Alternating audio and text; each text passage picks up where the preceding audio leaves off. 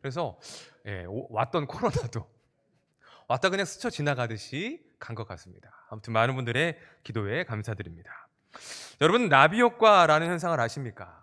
이 현상은 나비의 작은 날개짓처럼 미세하고 작은 변화가 예상하지 못한 엄청난 파장과 결과를 만들어낼 수 있음을 표현하는 말입니다. 예를 들어 한 사람으로 인하여서 전 세계의 역사가 바뀌는 일들이 있어 왔습니다. 대표적인 사건이 바로 16세기의 종교개혁입니다. 그 시작은 마르틴 루터로부터 시작되었습니다. 루터는 가톨릭의 신학자이며 수도사였습니다. 이 당시 교회의 타락과 부패가 매우 심각함을 보고 성경에 근거해서 조목조목 잘못된 것을 지적하는 95개 조의 반박문을 만들었습니다. 그리고 그 문서를 비텐베르그 성당문에 게시한 것이 종교개혁의 발단이 된 것입니다. 이 역사적 자료를 보면 루터가 종교개혁을 일으키겠다, 내가 세상을 뒤집어 엎겠다 라고 하는 마음으로 시작한 것이 아니었습니다. 그의 바람은 그저 교회가 행한 잘못에 대해서 그것이 성경적으로 맞는지 우리가 생각해보고 바로잡을 것이 있다면 바로 잡자라는 마음에서 시작되었던 것입니다. 그런데 그 결과가 어떻습니까? 그가 붙인 95개 조의 반박문이 작은 불씨가 되어서 결국은 수많은 신학자들이 함께하여 종교개혁이 일어나게 된 것입니다. 즉, 종교개혁은 루터 한 사람으로부터 시작된 나비 효과라고 할 수가 있는 것이죠. 자, 오늘 본문도 한 사람으로 인하여서 당시 교회에 일어난 큰 역사에 대해서 말씀하고 있습니다. 교회에 어떤 역사가 일어나는지, 그리고 무엇이 이런 역사를 가능하게 했는지를 살펴보면서 우리에게 주시는 하나님의 음성과 메시지를 깨달아하는 시간이 되었으면 좋겠습니다. 자, 우리 본문 31절 말씀을 읽겠습니다. 시작. 그리하여 온 유대와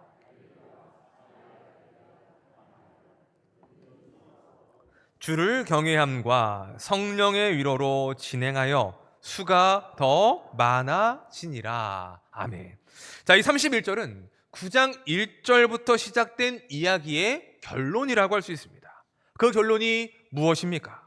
온 유대와 갈릴리, 사마리아 교회가 평안하여 든든히 세워졌다. 또 주를 경외함과 성령의 위로로 예수님을 믿는 자들이 많아졌다. 바로 이것이 결론이라는 것입니다. 여기서 우리가 알 수 있는 것은 예루살렘에만 있던 교회가 이제는 온 유대, 갈릴리, 사마리아까지 확장되었다는 것입니다. 그리고 또 한 가지는 그렇게 세워진 교회가 평안하여 든든히 세워져 가며 믿는 자들이 더욱더 많아지는 부흥의 역사가 일어났다는 것이죠. 이 말씀을 보면서 이런 마음이 들었습니다. 우리 예사랑교회도 이러한 교회가 되었으면 좋겠다. 또한 우리 예사랑교회도 이러한 역사가 있었으면 좋겠다. 여러분, 같은 마음이십니까? 우리 모두가 소망하고 꿈꾸는 일이 바로 이러한 일들이 아니겠습니까? 교회가 평안하고 든든히 세워지는 일, 성도들이 주를 경외하고 성령의 위로가 함께하는 그 은혜를 누리는 것, 그것은 우리 모두에게 기쁘고 바라는 일일 것입니다. 게다가 그 일들을 통해 믿는 자들이 많아진다라는 것, 그것은 하나님께 영광이며 또한 우리 모두가 소망하고 기도하는 일이라는 것이지요. 그 일을 위해서 하나님께서 우리에게도 그런 은혜를 주시도록 소망하며 기도할 수 있었으면 좋겠습니다. 그것이 또한 우리의 중요한 기도 제목이 되는 것이죠. 그런 마음으로 우리 교회 이름을 넣어서 함께 읽어보도록 하겠습니다. 시작. 그리하여 평안하여 든든히 서가고 주를 경외함과 성령의 위로로 진행하여 수가 더 많아지니라. 아멘. 할렐루야. 이와 같은 역사가 일어날 수 있도록 우리 모두가 함께 기도할 수 있었으면 좋겠습니다. 자, 그렇다면 우리가 생각할 것이 있습니다. 무엇이 이런 결말과 무엇이 이런 결론을 만들게 되었는가 하는 것입니다. 자, 31절에서 중요한 단어가 있는데 그것은 바로 그리하여라는 접속사입니다. 그리하여는 어떤 때에 사용하는 단어입니까? 국어사전을 찾아보니 앞의 내용이 뒤의 내용의 원인이 될 때, 또는 앞의 내용이 뒤의 내용에 이어 전개될 때 쓰는 접속사가 바로 그리하여입니다. 쉽게 말하면 앞의 내용과 연결되어 그에 따른 결과를 말할 때 그리하여라는 말을 사용한다는 것입니다. 즉 31절이 결론이라면 그 앞의 이야기가 그 결론의 원인이 된다는 것이죠. 자, 그러면 앞에는 어떠한 사건이 나오고 있습니까?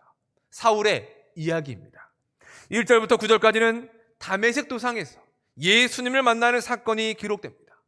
10절부터 19절까지는 사울이 교회 공동체 안에 받아들여지고 형제가 되어 회복되는 일을 기록하고 있습니다. 그리고 20절 이하는 사울이 예수님을 전하는 일들이 기록되고 있다는 것입니다. 사울은 가장 먼저 다메섹에부터 복음을 전했습니다. 그런데 사울의 배신을 알게 된 유대인들이 사울을 죽이려고 공모를 하였고 결국은 예루살렘까지 피신을 하게 됩니다. 예루살렘으로 온 사울은 우여곡절 끝에 예루살렘 교회의 제자들과 함께하며 또한 복음을 전하게 됩니다. 그런데 역시 거기에서도 유대인들이 사울을 죽이려고 하는 것입니다. 우리 29절, 30절 말씀 보겠습니다. 시작. 또 주 예수의 이름으로 헬라파 유대인들과 함께 말하며 변론하니 그 사람들이 죽이려고 힘쓰거늘 형제들이 알고 다소로 보내니라. 아멘. 사울은 예수님의 이름을 담대히 전하며 복음을 전했습니다. 그런데 사울에게 돌아오는 반응은 무엇입니까? 사울이 복음을 전한 그 복음을 듣고 누군가가 예수를 믿었다, 누군가가 예수님께로 돌아왔다라는 그러한 내용이 기록되는 것이 아니라 오히려 듣는 유대인들마다 사울을 죽이려고 힘을 썼다는 것입니다. 그래서 형제들은 다시 사울을 피신시키는데 결국은 사울의 고향이었던 다소로 보내어지게 된다는 것입니다. 여기까지가 30절의 내용인 것입니다. 그리고 31절이 어떻게 이어지느냐? 그리하여 교회가 든든히 세워졌다는 결론으로 이어지고 있다는 것입니다. 여러분, 뭔가 이상하지 않으십니까? 유대인들은 사울을 죽이려고 힘을 썼습니다.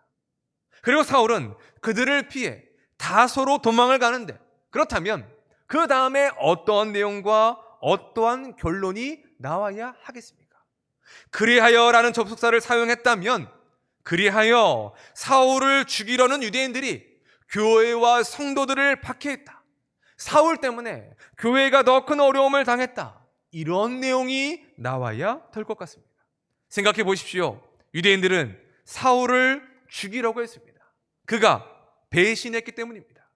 이제는 동료가 아닌 적이 되어버린 것입니다. 그런데 사울을 암만 찾아도 없습니다. 그렇다고 유대인들이 포기했겠습니까? 오히려 사울을 찾아내기 위하여 성도들의 집을 급습하거나 교회를 더 힘들게 하는 일들이 있지 않았겠습니까? 그렇게 본다면 31절은 그리하여 교회가 더 큰 어려움을 당했다라고 하는 결말이 조금 더 자연스러워 보인다는 것입니다. 하지만 성경은 어떻게 말씀하고 있습니까? 그리하여 교회가 평안하여 든든히 세워졌다라고 말씀하고 있다는 것입니다. 뭔가 앞과 뒤가 맞지 않아 보이는 결론으로 끝맺음을 맺고 있다는 것입니다. 자, 그렇다면 성경은 어떻게 이러한 결론을 맺고 있는 것일까요? 사울이 복음을 전하다가 어려움을 당해 피신한 것과 교회가 든든히 세워지는 그 역사 속에는 과연 어떠한 연관이 있는 것일까요? 이것은 사울의 회심과 그의 삶의 변화와 관련이 있습니다. 즉, 사울 한 사람, 예수님을 만나고 예수님을 박해하던 삶에서 예수님을 증거하는 삶으로 변화한 것이 곧 교회가 평안하여 든든히 세워져가는 역사를 만들게 되었다는 것을 우리에게 보여주고 있는 것입니다. 자, 우리는 앞서 예수 믿기 이전의 사울의 모습을 찬찬히 살펴보았습니다. 8장 3절을 보면 사울이 교회를 잔멸할세라고 말하고 있습니다. 교회를 파괴하려 했다는 것입니다. 그런데 이 잔멸하다라는 단어를 한 신학자는 이렇게 설명을 했습니다. 포도원에 뛰어든 멧돼지가 포도원을 쑥대밭으로 만드는 상황이다. 즉 성경은 교회를 포도밭으로 비유한다면 그 포도원을 쑥대밭으로 만드는 사울을 무엇으로 표현한 것입니까? 멧돼지와 같다는 거죠. 사람이 아닌 짐승에 비유하며 그의 현재의 상태가 그와 같다라는 것을 나타내 주고 있는 것입니다. 또 9장 1절 말씀도 보겠습니다. 시작. 사울이 주의 제자들에 대하여 위협과 살기가 등등하여. 아멘. 등등하여라는 말은 숨쉬다, 호흡하다입니다. 사울을 숨쉬게 하는 것이 공기가 아니라 주의 제자들을 향한 위협과 살기가 그를 숨쉬게 했다는 것입니다. 즉, 이 모든 표현은 예수 믿기 전에 사울이 얼마나 답이 없는 인생이었는가, 얼마나 큰 죄를 지은 죄인이었는가를 주목해 주고 있다는 것이죠. 자, 그런데 그러한 사울이 다메섹에서 예수님을 만난 이후에 어떻게 됩니까? 완전히 달라집니다. 완전히 새로워집니다. 분명 며칠 전까지만 해도 예수를 박해하던 사울이었습니다. 그런데 이제는 예수님이 하나님의 아들이라고 소리를 높여 예수님을 전파하기 시작합니다.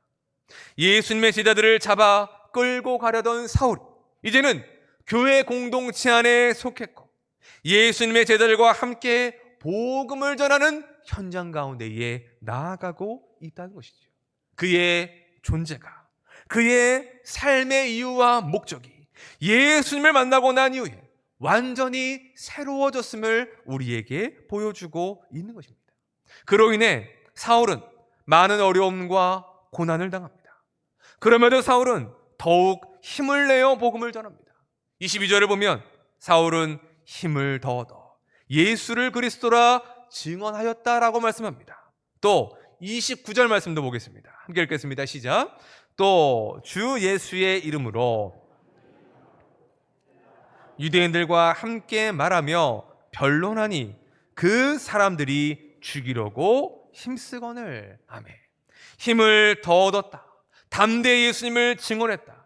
바로 이것이 예수를 박해 있었던 사울의 변화된 삶이었음을 나타내주고 있는 것입니다. 자신을 죽이려는 사람들이 많아짐에도 그럼에도 불구하고 사울은 담대히 복음을 전하고 있습니다. 마치 공회 앞에서 생명을 걸고 복음을 전했던 그 스데반 집사와 같이 사울도 이제는 생명을 걸고 목숨을 걸고 예수님을 전하고 있다는 것입니다. 자, 그러한 사울의 변화한 모습을 보면서 교회와 성도들은 무엇을 보았을까요? 바로 하나님의 일하심을 보았습니다. 살아계신 하나님의 역사를 본 것입니다. 전능하시고 살아계신 하나님께서 도저히 답이 없어 보이는 크나큰 죄악을 저질렀던 사울이라는 사람, 멧돼지와 같이 교회를 쑥대밭으로 만드는 답이 없어 보이는 그 사울의 인생을 완전히 바꾸셨음을 그들이 본 것입니다. 사울 같은 사람도 능히 복음을 전하는 일꾼이요, 주의 증인이 되게 하시는 주님의 능력과 크신 주님의 역사하심을 사울을 통해 보게 되었다는 것입니다. 곧 사울의 변화된 그 삶 자체가 하나님의 살아계심과 전능하심을 명백히 보여주는 증거가 되었고, 교회와 성도들은 그를 통해 역사하시는 하나님을 통하여 평안함을 얻었고 더욱더 든든하게 맡겨주신 사명을 감당하고자 애썼음을 우리에게 나타내주고 있다는 것입니다. 그러한 차원에서 31절이 이렇게 결론을 맺는 것입니다. 다시 한번 읽어보겠습니다. 시작. 그리하여 온 유대와 사마리아 교회가 평안하여 든든히 서가고 주를 경외함과 진행하여 수가 더 많아지니라. 아멘. 무엇이 교회를 평안하고 든든하게 서게 했습니까? 무엇이 성도들로 하여금 주를 경외하게 하고 성령의 위로를 받게 했습니까? 무엇이 믿는 자들이 더 많아지게 하는 역사를 만들어 내었습니까? 그것은 바로 사울의 변화였습니다. 사울이라는 한 사람이 예수를 믿고 난 이후에 일어난 그 삶의 변화가, 그를 통해 나타난 하나님의 역사가, 하나님의 일하심이 흩어져 있던 교회 공동체를 평안하게 하고 어떤 어려움 속에서도 더욱더 든든하게 세워가는 역사를 만들어 내게 된 것입니다. 여기서 우리는 중요한 교훈을 얻게 됩니다. 그것은 교회를 든든히 세워가고 믿는 자들이 많아지게 되는 그러한 역사를 위해서는 바로 성도 한 사람의 변화된 삶만 있다면, 그것만 있어도 그 일들이 가능하다는 것을 우리에게 가르쳐 주고 있다는 것입니다. 여러분들은 예수를 믿으시면서 이런 얘기를 들어보신 적이 있으십니까? 당신의 삶을 보면 하나님이 살아계신 것 같습니다. 당신 예수님을 믿고 난 이후에 정말 많이 달라진 것 같습니다. 당신이 믿는 예수라면 나도 한번 믿어보겠습니다 라고 하는 그러한 말들을 여러분들은 예수 믿고 난 이후에 들어보셨습니까? 저희 집 아이들이 이제 중학생이 되면서 공부와 진로에 슬슬 스트레스를 받고 있습니다.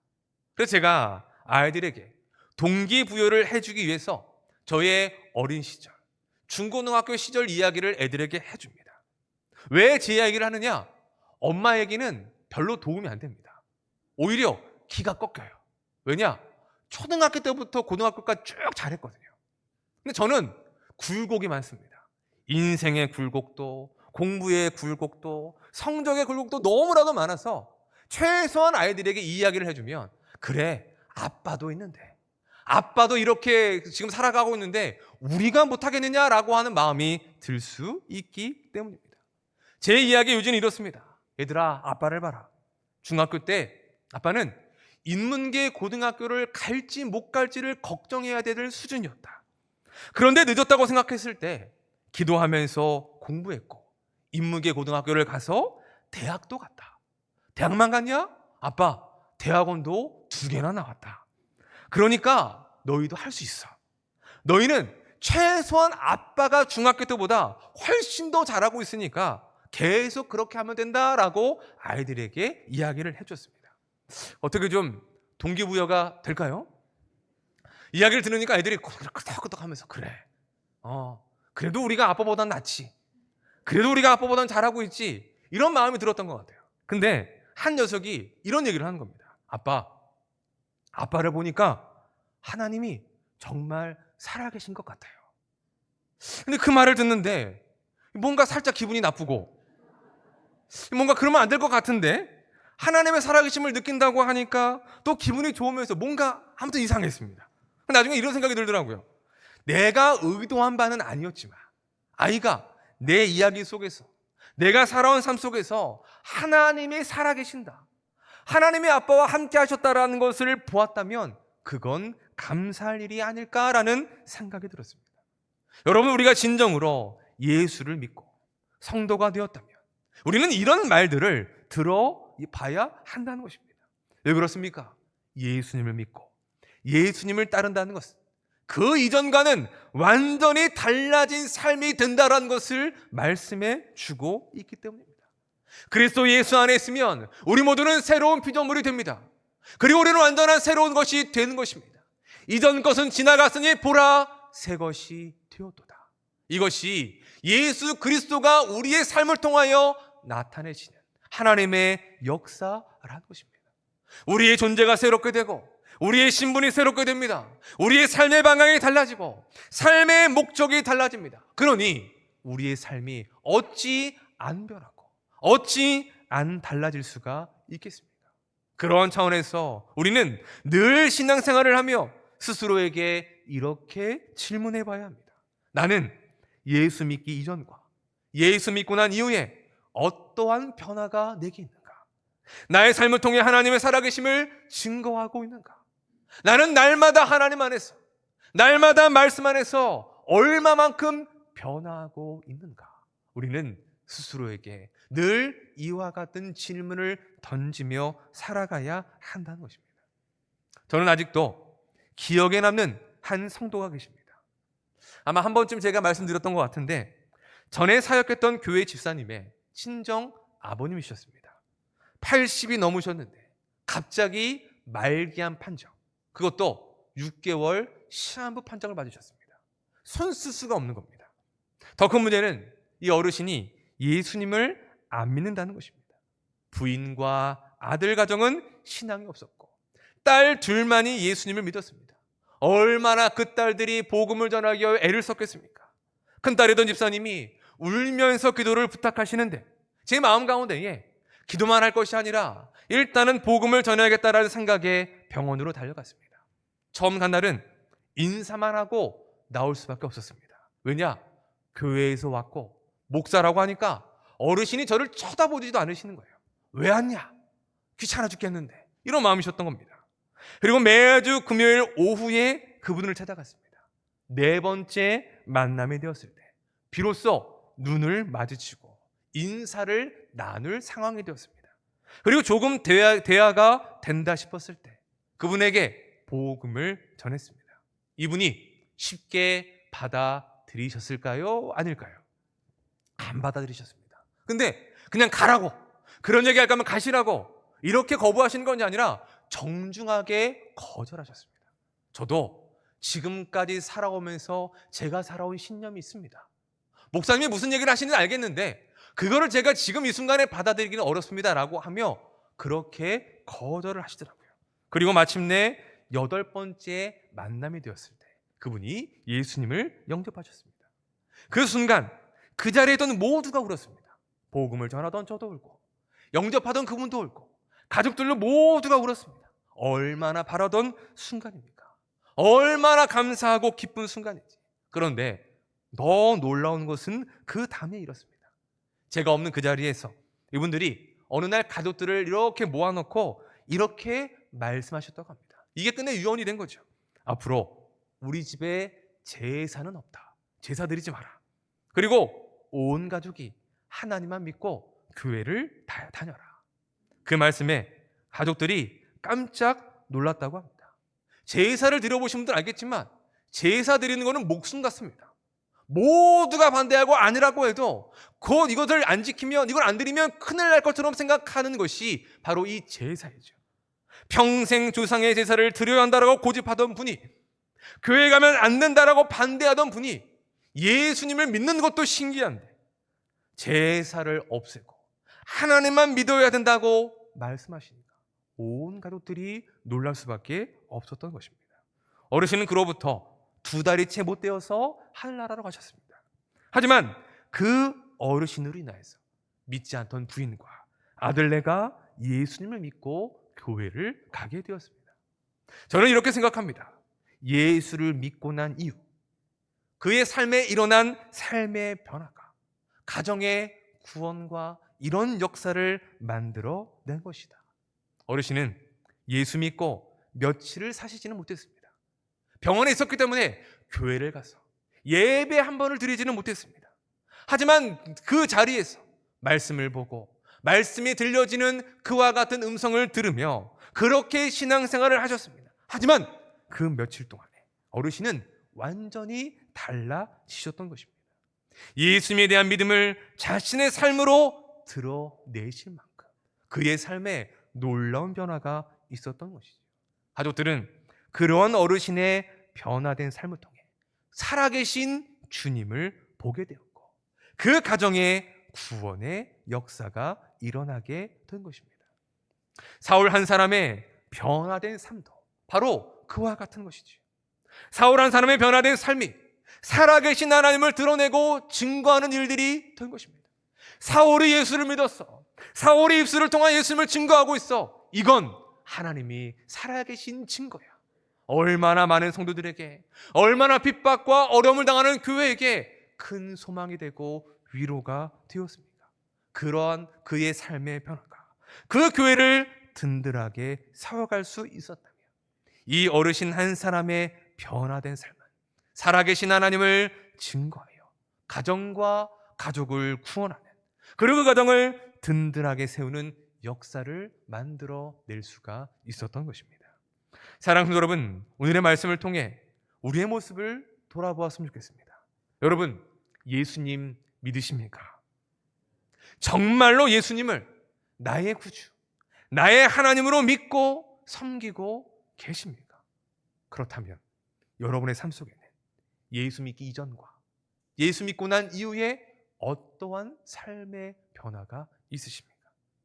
우리가 믿는 하나님이 살아계시고 지금도 역사하고 계신다는 것을 우리의 삶을 통해 증거하고 있는지, 우리의 삶을 통해 하나님께서 나를 통해 역사하시고 일하신다는 것을 드러내고 있는지 우리의 삶을 돌아보았으면 좋겠습니다. 바라기는 우리 모두가 구주이신 예수 그리스도 안에서 날마다 변화하는 삶이 되었으면 좋겠습니다. 그래서 우리의 변화된 삶을 통해 우리가 믿는 예수님이, 우리가 믿는 하나님이 드러나고 예사랑교회와 우리의 가정에 든든하게 세워지고 믿는 자들이 많아지는 역사가 있게 되기를 주님의 이름으로 간절히 축원합니다. 말씀을 정리하겠습니다. 하나님의 일하심과 역사를 보면 모두가 나비 효과와 같은 것을 볼 수 있습니다. 왜냐? 하나님의 일하심, 하나님의 역사는 너무나도 작은, 그리고 너무나도 연약한 한 사람을 통해서 시작되어 완성되기 때문입니다. 하나님은 아브라함이라는 한 사람, 하나님을 알지도 못했던 우상장수의 아들을 택하셔서 하나님의 백성, 하나님의 나라를 이루어 가셨습니다. 요셉 한 사람을 통해 큰 기근이 있을 때 야곱의 가족뿐 아니라 애굽의 백성들을 살게 하셨고, 그 애굽 안에서 이스라엘이 큰 민족과 나라로 성장하는 발판을 만들어냈습니다. 모세 한 사람을 통해 이스라엘을 구원하셨고 가나안 땅으로 이끌어 가셨습니다.